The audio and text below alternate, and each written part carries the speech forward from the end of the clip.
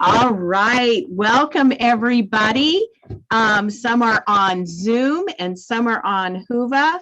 We are so excited about this plenary today with the Honorable Maria Hernandez and the very highly esteemed Stephen Kim. First, I want to invite Jorge to give us some instructions from Department of Education on Spanish interpretation for this session. Hi, good morning. My name is Jorge Ibarra. I work with the Orange County Department of Education as an interpreter. I will be providing Spanish interpretation along with my colleague Natalia Abarca, and I will be repeating this message in Spanish as well. In a few minutes, you will see a little glob at the bottom of your screen. And if you want, you can select English to listen to this presentation in English. But if you don't select English or any language, it's okay. You will still listen to the presentation in English. If you are joining with the iPad or any other device, you can tap the three little dots on the top right corner and you can select language interpretation, select English, and then tap done. I'll repeat this message in Spanish. Buenos días, mi nombre es Jorge Ibarra, trabajo con el Departamento de Educación del Condado de Orange. Vamos a estar proporcionando servicios de interpretación junto con mi compañera Natalia Abarca. Si necesitan escuchar esta conferencia en español, en unos minutos va a aparecer un globo terráqueo en la parte inferior de su pantalla y van a hacer clic en este globo terráqueo y seleccionar español. En un dispositivo, en un celular o una tableta, van a tocar la pantalla y los tres puntos y van a poder seleccionar Language Interpretation, seleccionar español y luego Done para poder escuchar la interpretación en español. Muchas gracias. Thank you. We're ready. I am so excited to welcome you to this session.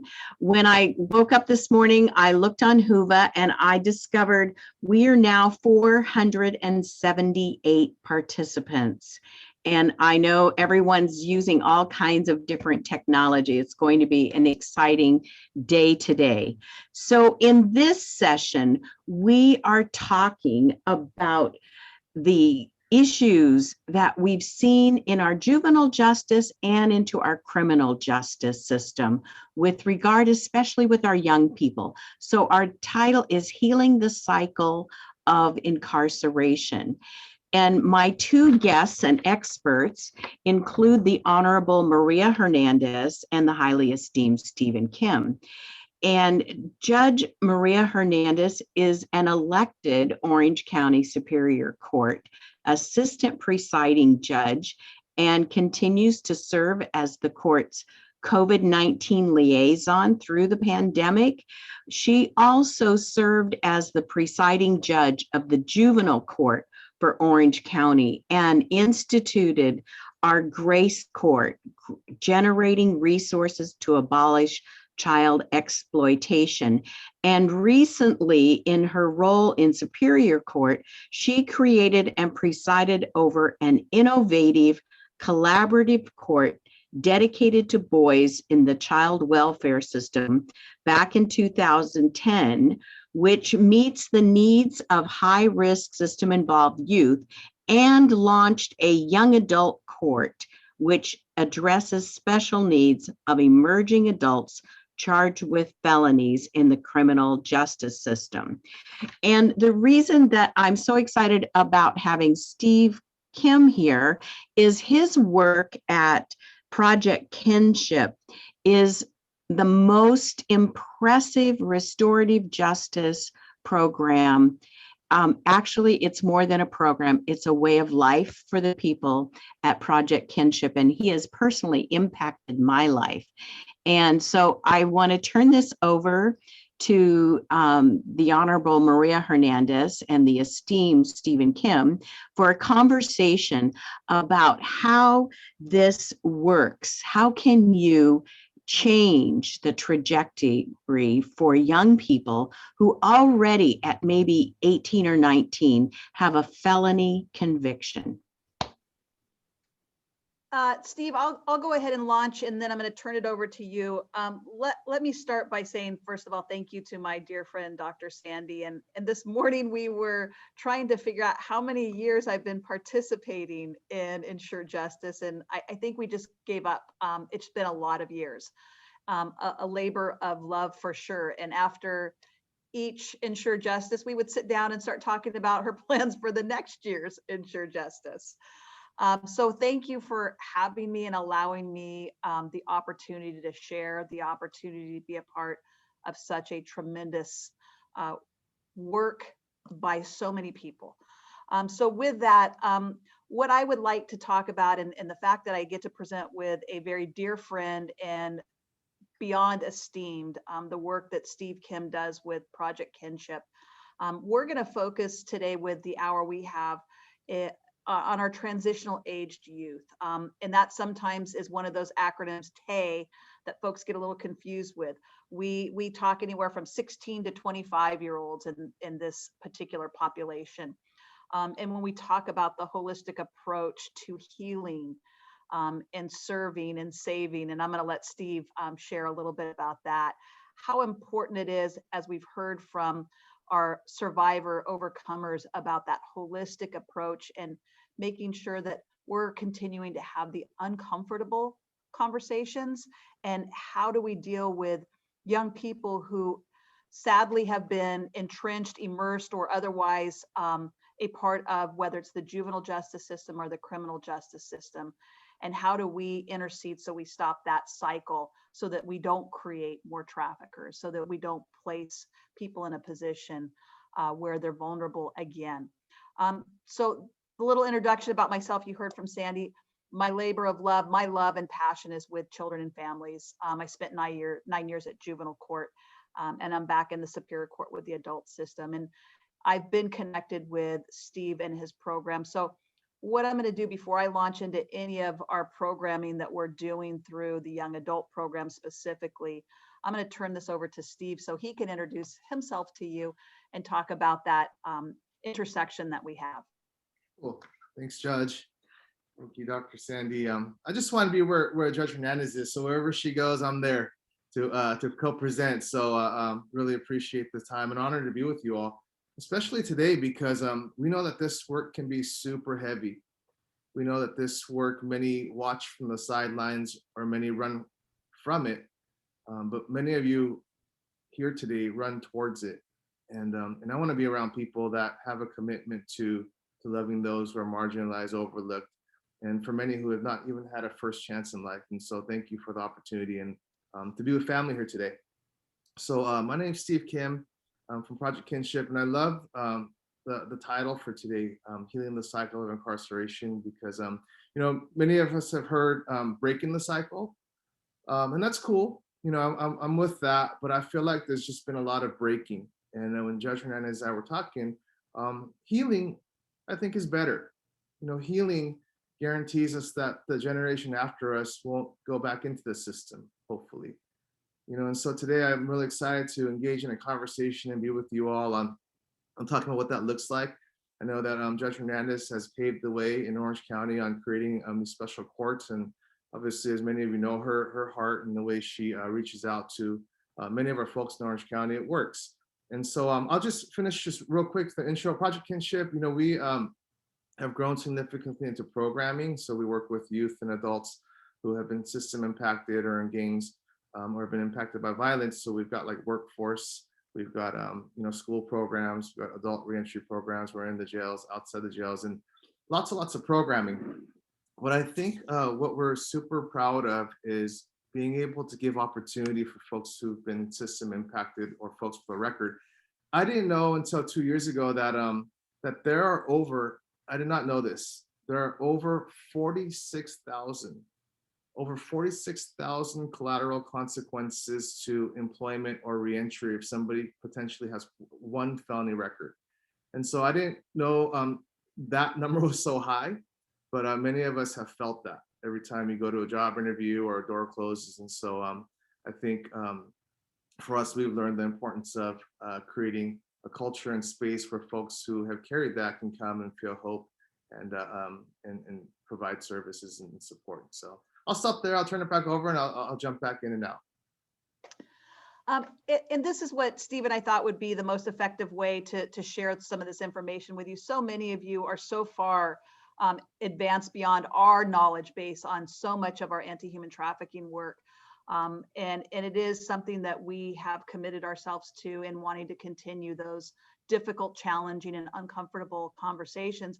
And one of those is what Steve just left you off with, which is our individuals, whether that's male or female, that have been impacted with the justice system. Very similar to our victims of trafficking, when folks have suffered a felony conviction or even a misdemeanor conviction for that, some type of penetration into the criminal justice system, a lot of labels start attaching. Nicole yesterday in one of her panels started putting up the labels that go with, the center was prostitute, and what do people derive from that when they see prostitute? They immediately think of the negativity versus the other side of victim, and the connotations that carry with a victim and people who want to wrap around and service the victim versus somebody who is labeled as that criminal offender, that felon, that convict. And that's where I get into the labeling of what I'd really like to start off with is, folks, we've got to stop labeling people and seeing people for who they are and letting them show you their strong side and show you that, one piece of behavior does not identify an individual and who they are and what they're capable of being. And Steve's program really helps, especially when we're talking about reentry. These young people who have penetrated the system, and I'm going to again speak to the juvenile justice as well as the adult system, because again, I'm so grateful to Steve and his group, as well as other of our programs who will wrap up those individuals and identify them as they need a second chance. When we talk about numbers, and Dr. Sandy asked me this question, why do you all focus right now on your transitional aged folks, your young people? And I want to share a little bit of data that many of you probably already know, but some of you out there, and I know we have several hundred people online, don't understand some of the dynamics of the population that we most frequently see in the crim justice system, and ultimately then in our whether it's the juvenile penitentiary at the state level, federal level, or local level. So let me see, I'm going to see if I can share my screen real quickly here with you.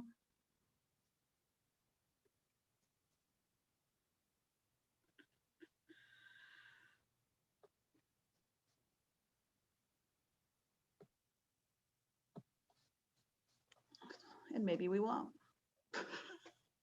Well, actually, as Judge Hernandez is putting up the PowerPoint, I like that you brought up labeling, stereotyping, and oftentimes we know that those stereotypes carry a lot of shame, and for many of our kiddos, they really carry a heavy sense of shame, and many of us know that guilt is a feeling of I did something bad versus shame is I am bad at my core, and many of our kids come in with that heavy load, and so as we talk about healing the cycle, it's super important that much of our work is reflecting back to help youth remember their worth, and that could take a long time, but I wanted to just definitely call out the shame.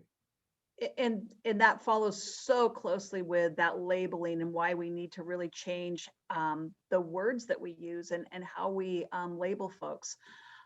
Why I'm going to focus on this transitional aged group and this population, and I know that Steve has some very focused programming for this group, is because when we talk about those TAY individuals, and I'm just going to use TAY, that's our 16 to 25-year-olds, and that's essentially where they've labeled it.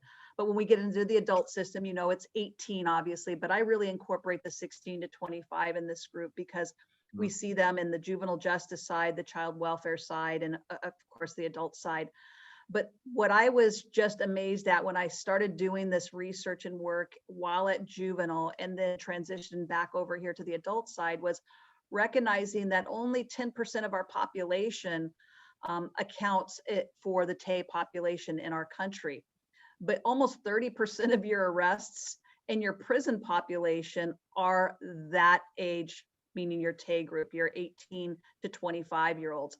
So clearly overrepresentation by that age group.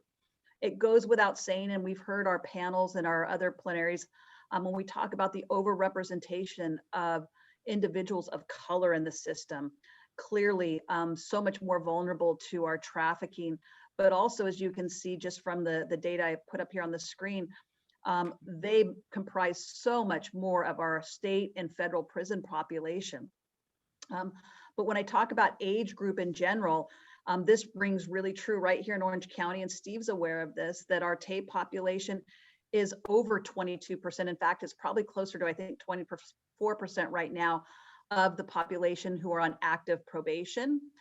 And then here's the scary number, which is why, again, Steve's group really comes into such a significant role, because once these young people are released from the local facility or even from state prison, if they have a state prison commitment, over 80% of them are rearrested within a few years.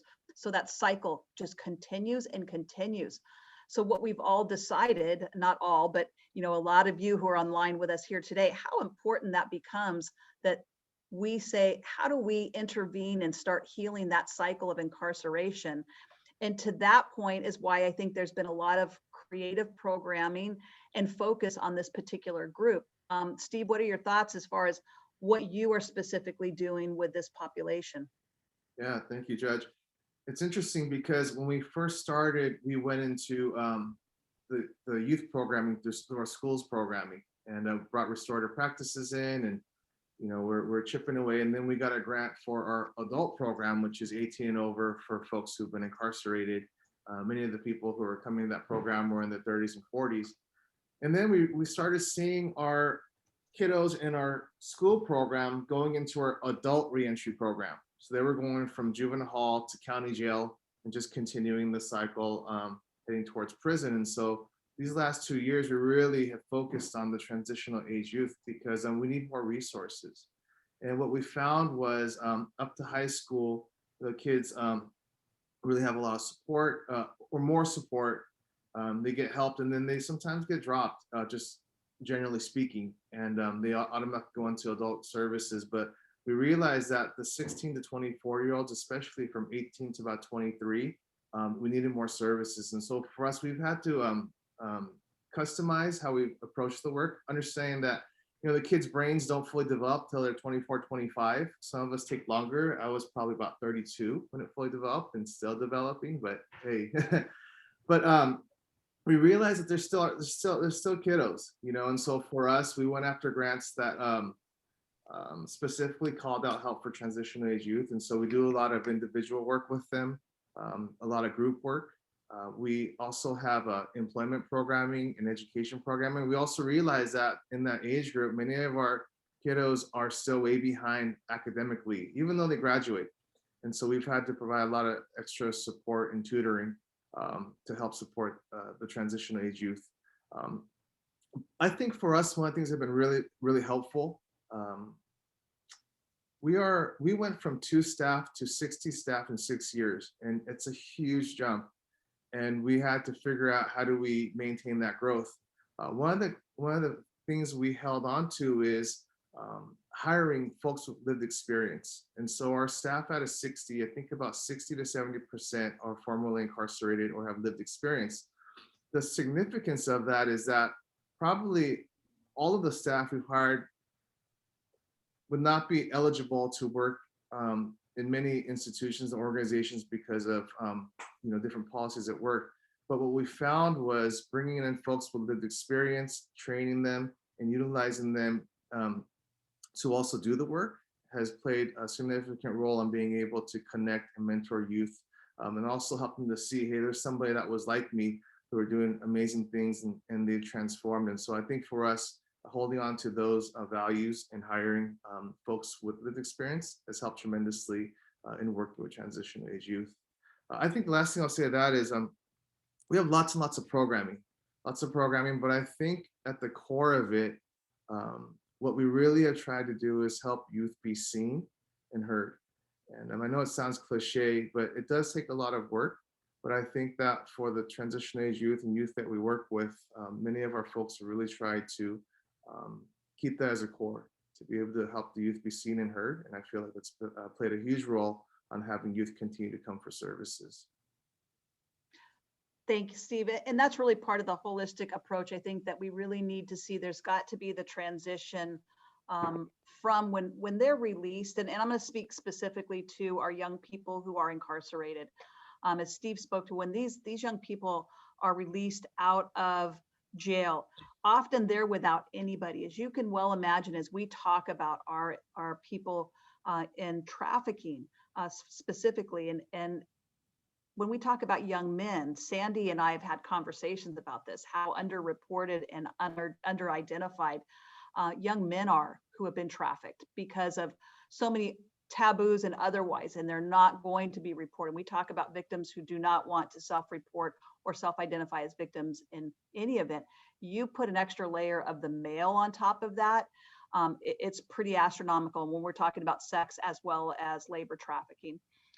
So when Steve's folks work with these individuals, it's really important that we're able to put that network or that net in place for them when they're transitioning, because we know from the statistics, and I know my screen's not sharing, so I apologize for that. They weren't spectacular slides, pretty generic slides, just giving you numbers, but I'm happy to share that, and I'll make sure that Claire's able to post some of the numbers that I spoke to.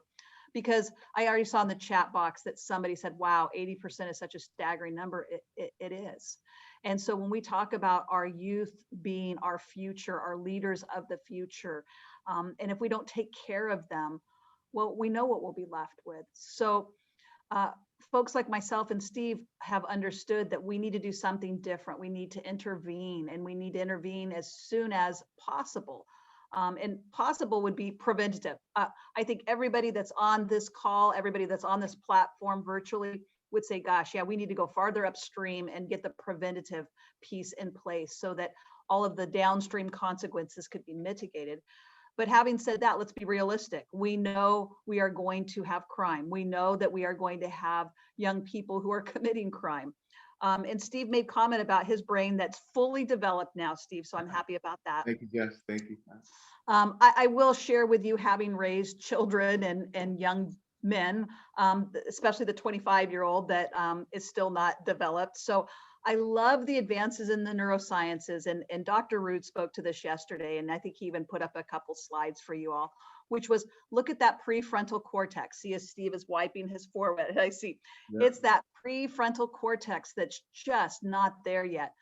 The neurosciences have given us so much literature on the development and how we deal with folks who are starting to neurologically develop.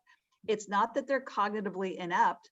There is no doubt they know differences between right and wrong, but when we talk about that impulsivity and those young people that Steve and his programming people are dealing with, it's a whole different layer, and it's a whole different way of addressing issues and circumstances, because you need to be developmentally appropriate. So again, a lot of folks will look at me and go, Judge, are you saying we just should let these kids go free and there should not be any accountability? There's not a single person that's in our system that says that. It's holding them accountable at a developmentally appropriate way, using the sciences and evidence-based practices to tell us, how do we intervene? When do we intervene? And with what programming and resourcing? And so that's why it's so imperative that the justice system, through probation, through parole, works with Steve and his group so that we don't have that cycle that continues, so that we can heal these individuals, so that we're able to serve them appropriately. And I kind of want to jump into that serve versus save, Steve, because I think this is something that you and I have chatted about, how important this becomes when we know we're committed to serving the communities that we, whether we live in, whether we as a court preside over, and as you serve them. But there really is a big difference between serving and saving, and that translates from what we're talking about in our criminal justice system, as well as into our anti-trafficking work. And you, I think, were the first one that really brought that home for me. So I want you to share with the folks here how important that is and why there's that major difference. Yeah, thank you, Judge. I have all these new grays from trying to save people. And I think in our work, when we see so many things that are unthinkable, we can't help but want to save the kiddos and folks that we work with. What I've learned is that when we try to save people, we'll get burnt out. And it's always better to serve. Because when you serve, it's equitable. But even going beyond serving is being open to, as we serve, we allow ourselves to be served back. And so I've learned it's a core value at Kinship, and Judge and I were talking a couple of days ago, and we believe that it's better to serve than to save. And as you serve, we'll find ourselves in that sacred space of being saved.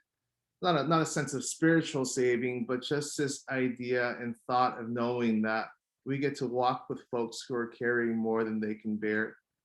I'll give you an example. There's a girl that came across working collaboratively, and just an amazing human being. She was human trafficked at, I think, 16, 17 years old, and had experienced so much, families from gangs, and just every risk factor you could think about. She probably weighs 90 pounds soaking wet. And when I first met her, I couldn't believe her story. And what can I do to save her, you know?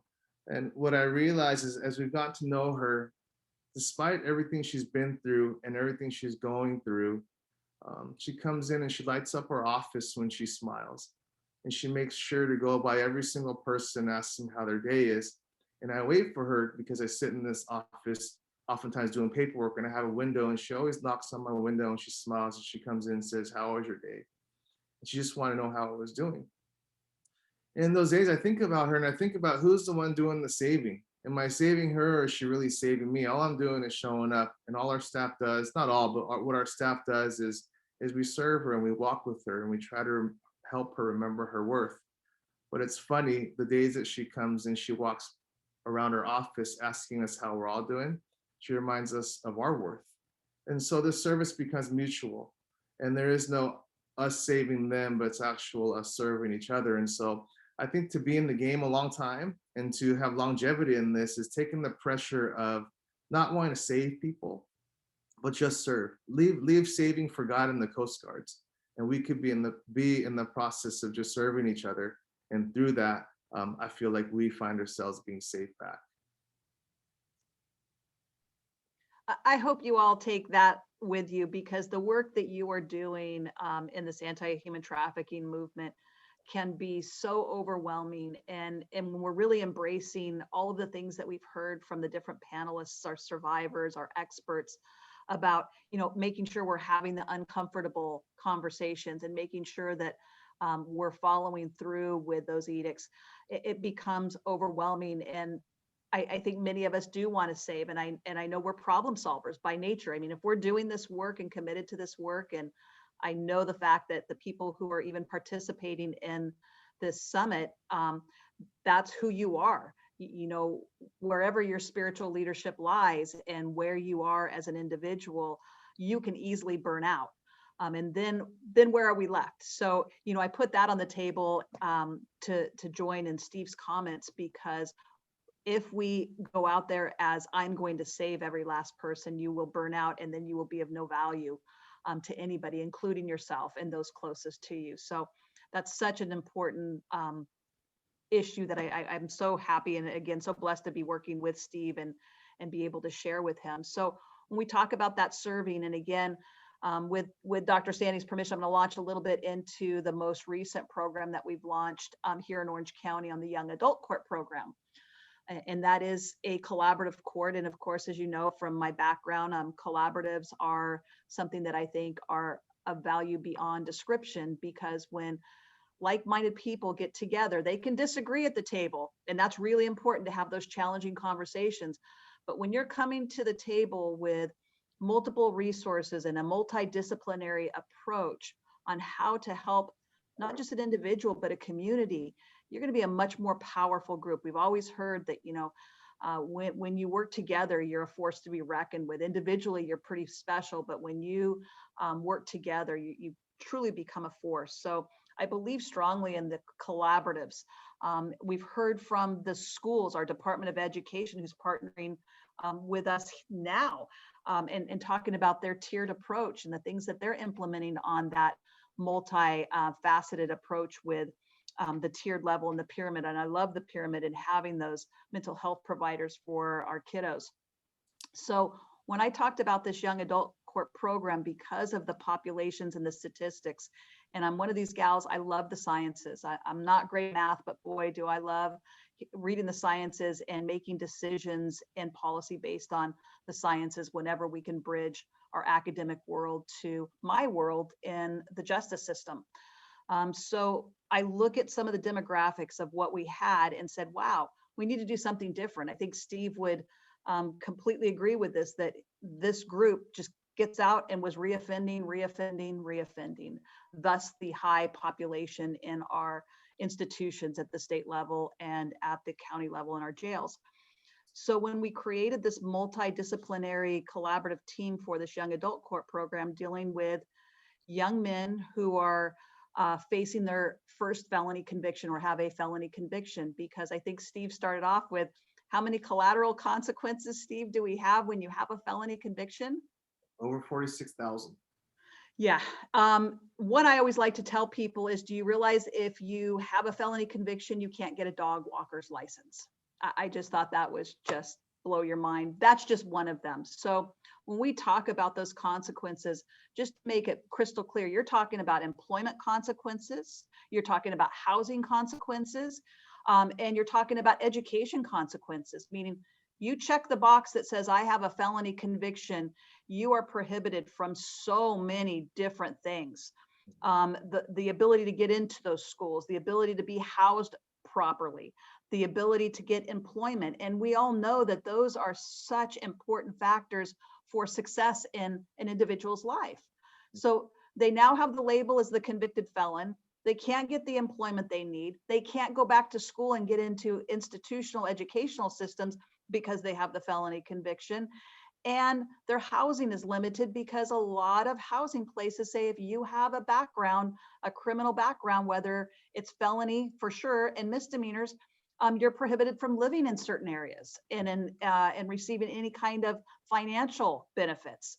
So with that, you just create a landslide of consequences, unintended or otherwise, but now are falling upon these young people whose brains are not fully developed, who already have impulsivity issues. So they're left to those primal instincts of how do I survive? And sadly, so many of these young people don't have a network of support. They don't have the family, the mom and dad, the sisters and brothers, the aunties and uncles to go home to say, let me wrap you up and help you with this. They're left alone. And when they're left alone, their decisions aren't very good.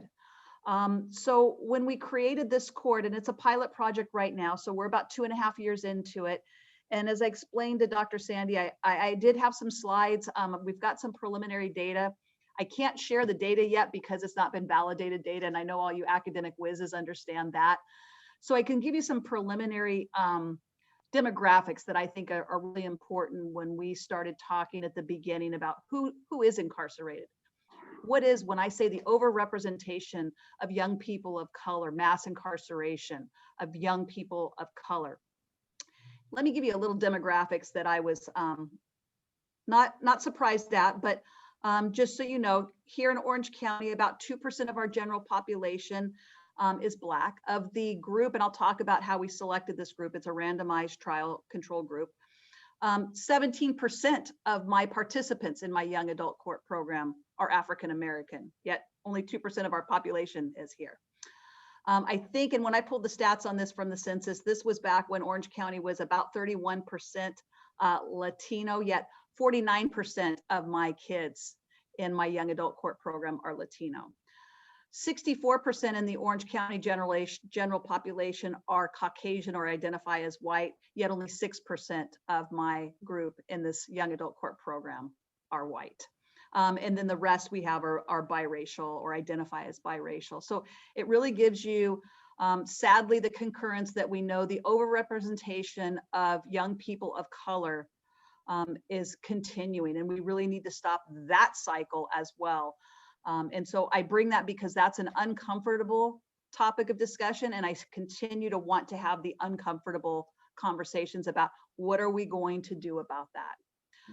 I also want to bring to your attention the group of these young men I'm dealing with have an IQ of approximately, or the average is 87. How many of you out there are in my social psych world and can tell me how far below the average IQ is that? And I can see Dr. Sandy's lovely face up there. Do I have at least a full standard deviation of the norm?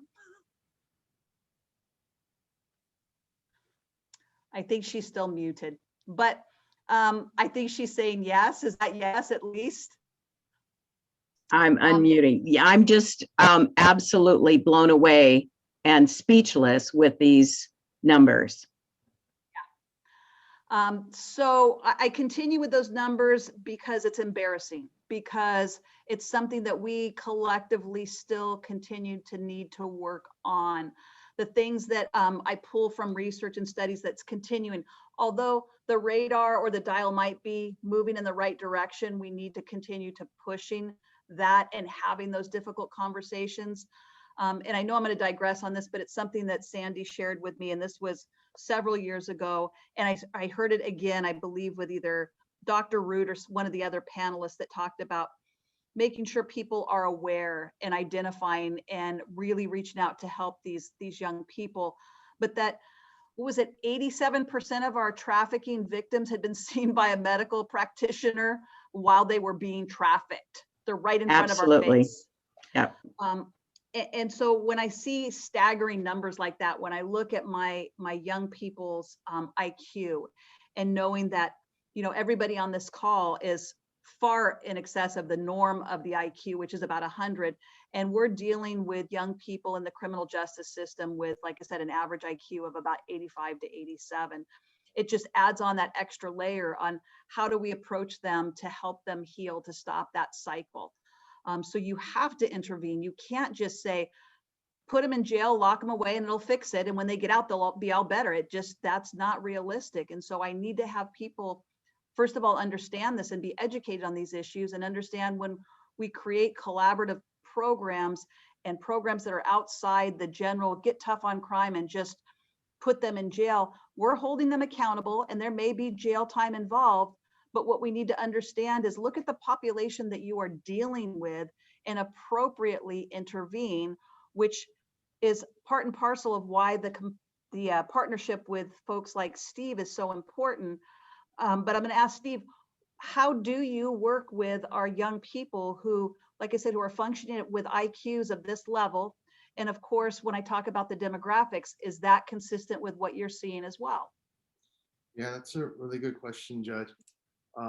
We see a lot of that, for lack of words, I don't want to call them institutional failures, but just a lot of kids who have gone through the system within the school districts, and they get overwhelmed. And so even if they graduate or if they don't graduate, we do a lot of assessment. We do some testing depending on what grant we're on and what we're allowed to do, and we'll try to figure out what the gaps are and where our youth are behind.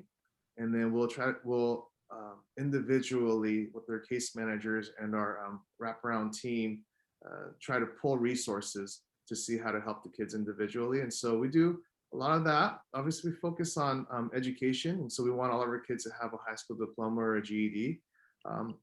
We try our best to go a little bit deeper on figuring out, where the gaps are, because some of the kids want to go to college, but they don't have the tools yet to go. And so we, through our grants and our programs, try to figure out that part of it. But we also have realized that a lot of our kiddos have not developed a lot of social emotional IQ as well. And so I'll give you an example. Maybe some of you on this call can relate to as well. I could, when I first heard it. A guy named Reggie out of San Diego has Project Aware, and he was a former lifer. And what he taught us and when he trained us was that every time he got angry, he got violent. And he literally did not have the words to articulate how he felt. So in his program, Project Aware, he goes out, and every time he starts a circle, every time he starts a meeting, he always asks the question, give me one word on how you're feeling. Don't use good, don't use all right. I used to wonder why he did that. And I thought, actually, this is going to take forever. But I do it in every meeting now, because I realize for our kiddos and many adults, just do not have the language to articulate how they feel. And so we do a lot of social emotional building. We also understand that, as Judge was talking about, trauma significantly impacts the brain, especially during your formative years. And so we know that the way the brain wires itself is in response to the trauma they've experienced. And so by the time they get to us as transition age youth, if they've lived in their survival brain, having to survive the different traumas they've experienced, my understanding is that brain is literally wired in a way where they respond in a way that's hypervigilant, in a way that is more protective. And so I asked a woman, Dr. Kriegler, she just retired, but she does amazing death penalty work and talked about trauma and how they wire the brain. So I asked her if it's possible to heal that. What does it look like if you're 18, 20, 30, 40, and your brain has already been wired to respond in such a way because it's lived in its survival brain for so long during a person's formative years. And she gave me a lot of hope, because she said that the way you rewire the brain at any age is to have different, consistent, and multiple positive experiences to help rewire the brain. So it's experience upon experience upon experience that helps the individual create new pathways and to rewire the brain to respond in a different way. And I think that's what we do with a lot of our kiddos. Every time they come in, every group, every individual session they have, we try to have different folks and all of our team members come together to create these positive new experiences so that they can build new muscles and to rewire their brain. Obviously, when they go to court, when they see Judge Hernandez, all of our collaborative team that we have, I believe that we're operating from the same framework of doing something different. That's not really about not keeping kids accountable, but it's how do we make this right? How do we help them so that they don't come back to jail? And how do we create, in some sense, how do we rewire the brain while we're trying to create exit plans and reentry plans of employment, education? And that's really important because, when they go to work, when we get kids a job, a lot of times they can get a job, but if you don't do that extra work, it's hard to keep a job.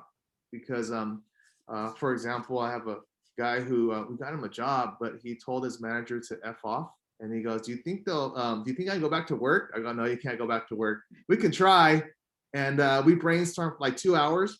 And after all that brainstorming, he goes, nah, you know what? I think I'm not going to go. But anyways, my point is, I think working on those skills and developing that social emotional health is also helpful for us. And so.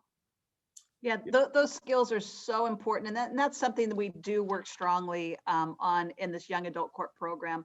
We have social workers, we have our caseworker, we have the probation officer, obviously the lawyers and the court involved, but everybody is looking to that. What are those pro-social skills that we can help with?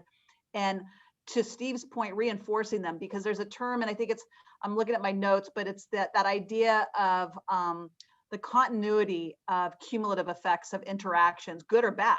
And when we're doing them with good, obviously you're reinforcing a very different pattern versus the negative consequences of reinforcement, meaning if somebody is released from jail, they get picked up on probation violations. There's people that are not interceding and trying to help them get back on track. You're reinforcing more of the negative behaviors, and that maladaptive behavior continues, sadly. So that rewiring that Steve is talking about is not happening. So that's a really nice way to explain what we're really trying to do with pro-social behaviors, give them basic skill sets so that we can ultimately, after this 18-month to 2-year program within the court, have their felony dismissed and they walk away from the program with no felony on their record, those consequences. And we're hoping, like I said, we've graduated 7 so far.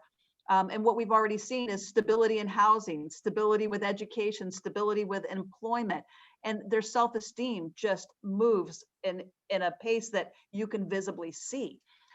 So those are anecdotal stories, but of course we're getting preliminary data that's also showing the same. And some of the preliminary data, again, I can't really share detailed with you and break it down to the numbers, but the group that we brought in at baseline, just so you know, and I know there was a question about where are we getting the education information. We get it as self-reporting, and then it's followed up with our researchers that are looking at their ed documents as well to confirm. Same way with self-reporting on their crime, then we're checking rap sheets and such. But my first group coming in, we had 28% that are in my treatment group that were enrolled in school at the time, and 31% of the control group, meaning the ones who are not going to be in the program but are followed, so that there's that comparison on the randomized trial study. 31% were not enrolled. So at about 9 months, however, in the program, only 8% of that control group, meaning the non-treatment group, was now enrolled in school. So we know what happens when they're left to their own ways and perhaps placed on probation or parole with no intervention. Now I only have 8% of that group, of that cohort, that's enrolled in education, versus now my treatment group has moved up to 40% are now enrolled, whether it's their GED program, getting their high school diploma. Some of the things that I talk about, and when I do the workshop on the school to prison pipeline, we know what happens when we push kids with exclusionary practices and punitive practices in the school. We push them into the juvenile justice system, into the adult system. And of course, the staggering data there is that 75% of your prisoners don't have a high school education, don't have their diploma. And we know what that ends with and how that picture ends. So we're really looking to try to, again, stop that cycle and intervene with appropriate measures and appropriate programming to see if we can divert them out and get them back on track and provide them with that transitional service. And I know Sandy sent me a message that said we're getting close to question and answer. So I, like I said, Steve and I could go on and yak with you all for hours at a time about our respective approaches and passion for what we do. But let me ask Sandy what you want us to answer next. Okay, we're going to start answering some of these questions. I do recommend that if this is your wheelhouse, you attend the judge's workshop this afternoon after lunch. And if you missed Steve's workshop yesterday, it's on Hulu. You can watch it at your leisure, and I recommend that. So, Judge, have there been any graduates of your program? Yes, right now we are up to, I believe it's 6, and I thought it was 7. So, my brain's foggy this morning. And yes, and I know that there was a question about, we would love to hear from a graduate, and I would love for you to hear from some of our graduates, because where they started to where they are now. I think of one young man in particular who was charged with multiple counts of robbery, and those, as many of you know, here in California are serious and violent offenses. So not only the felony conviction consequences, but as a striker, as a third striker. And this young man just needed somebody to recognize the potential that he had and what he accomplished in 2 years, and now working at a dermatology office and gainfully employed, stably housed, and doing exceptionally well. And his comments about the fact that this court had become his family, because this young man also came out of our foster care system, our child welfare system. And as systems, sometimes we fail our young people, our families, our children. And he just kind of fell through the cracks.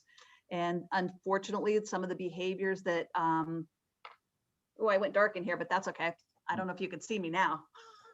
Light went off. Yeah, there you go. I'm in the dark. So, but in any event, this young man could share his testimony with you. That is just, when Steve talks about, wow, what they give back to us, it just reminds you, this is why we're doing what we're doing, to see somebody who literally was on his way to state prison, and 2 years later, again, is gainfully employed in a dermatology clinic in Newport Beach, working there, and has his own place. Wow, what a great report. If we were in a physical setting, we would give you a standing ovation. That is so amazing. Okay, another question, and there's been various versions of this, but with regard to the IQ, looking at that from a holistic perspective, some of the factors about IQ tests are white biased, and IQ isn't static. Can you address that in your program? I would like to say affirmatively, yes. We're hoping to. We are identifying and understand our demographics. And I have people who are much smarter than I who are looking at it from that psychological perspective, that I'm not the trained professional in that area. But yes, recognizing the bias in some of these areas of testing and of all of our psych testing for certain. But having done that, what we wanted to recognize, and the reason I highlighted that is because, often we put young people, let's say, on a grant of probation, and we expect certain things for them. And when they don't follow through, we violate them and send them to prison, and not realizing that at a cognitive level, they weren't able to understand it, or just at a educational level, perhaps they had an IEP. We have one young man in my program now who has an IEP and functioning essentially at about a 6th grade level at age 21. And if you're not working with that individual at the level of where they are at, you might as well just throw your services out the door.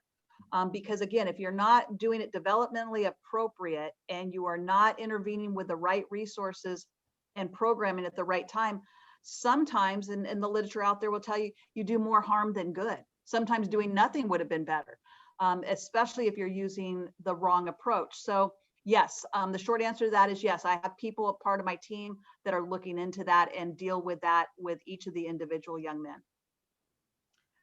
All right, so going in a little bit different direction, but still talking about the brain. A few years ago, Insured Justice speaker Dr. Ann Light from our OCSSA talked about this repeated positive affirmation or repeated positive negative experiences. And she likened it, because she talked about, and you guys know I'm a nurse, I love the anatomy and physiology, talked about how those neurons are myelinated, and that myelin is layer after layer after layer. And when you've had negative experiences, it's like having a 6-lane highway to your survival instinct instead of the prefrontal cortex. So that if you look at your, and Steve, you do this really well, the FIST and the prefrontal cortex and the amygdala that gives you your fear response. There's no way for the person who's had repeated trauma to get to the prefrontal cortex. So we have to create those experiences that really build those connections so that we are able to respond. So the question now is, what are the best ways to rewire the brain? And are there studies that you could recommend? Steve or Judge? Steve, I don't want to hoard the platform, so I'll defer to you, my friend. Okay, I can go real quick. So yeah, I would say there's numerous studies that I'm sure even if you Googled, you could start that way. But I know that there's a lot of academic research. Simply a lit review, you'll find multiple articles. And so I'm not an expert in finding those articles, but I know they're out there because many colleagues who studied it and they're always talking about it, and they lose me about 20 minutes in the conversation. But I know there's numerous articles and studies that will support what we're talking about. I think for me, I'm a very simple guy, and the way I think about this is taking what many of our experts have shared with us, what Dr. Kriegler has shared, is on a practical level, we always just try to create new opportunities for new experiences multiple times from different people that are positive.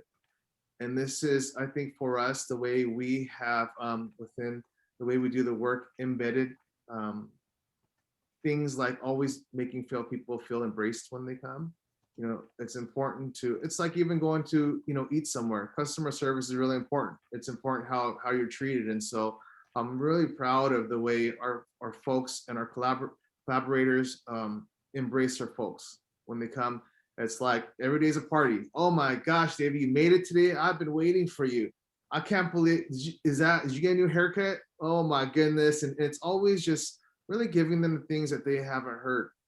And that's easy for me to do on a personal level because I can relate on what it feels like to not have that growing up. And so for me, I draw back to my memory banks, and it helps you want to give that. I think for also the work that we do is providing and embedding within all of our services, like our groups, our individual work.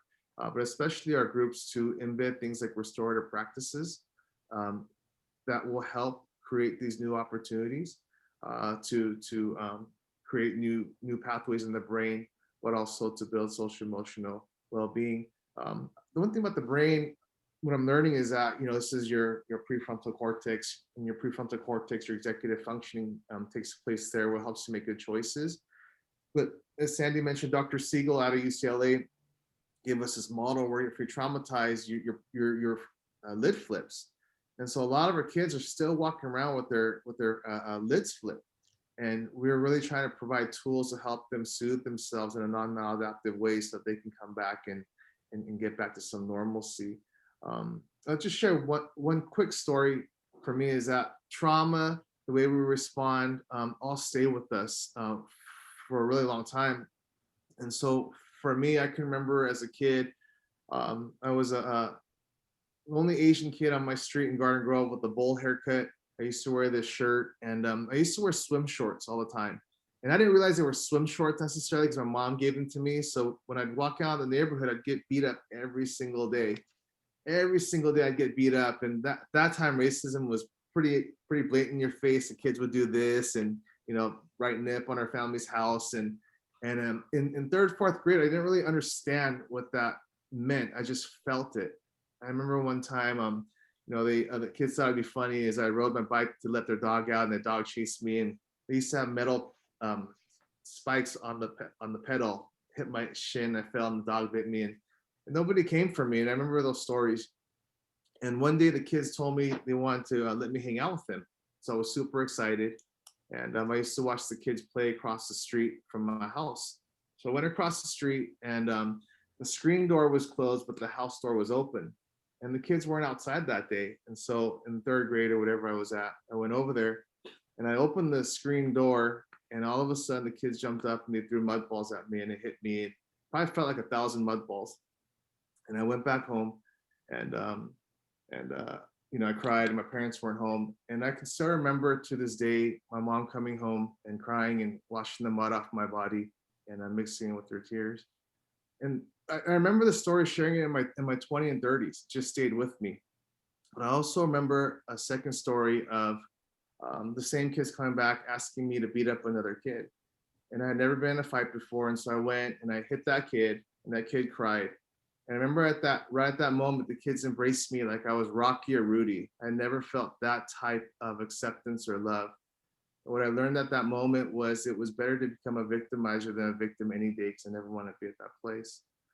And the reason why I share that is it took a long time to heal. It takes a long time to heal. It took a lot of people to come around and share and help understand that, you can find other ways to deal and rewire your brain from all things kids grow up and learn from those type of experiences.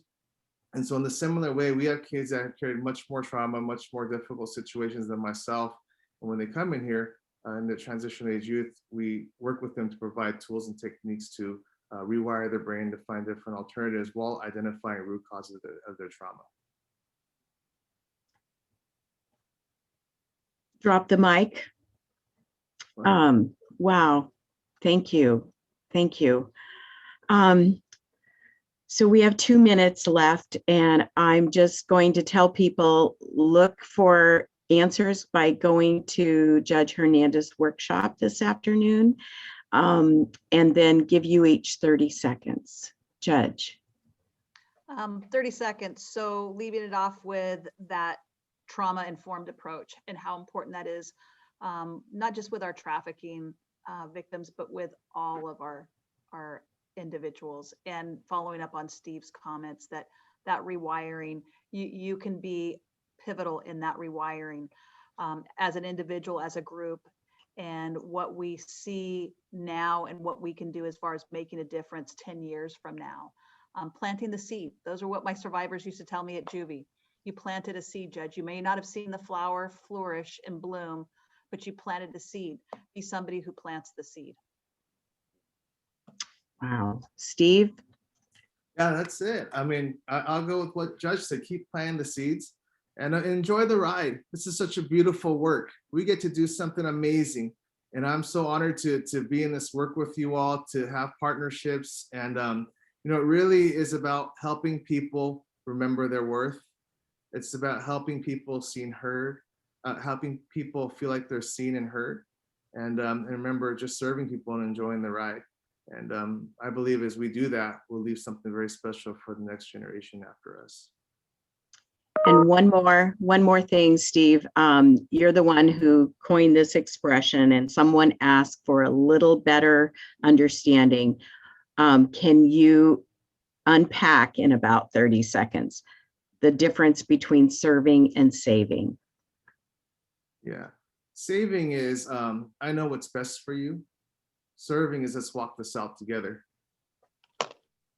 That was succinct. Thank you so much.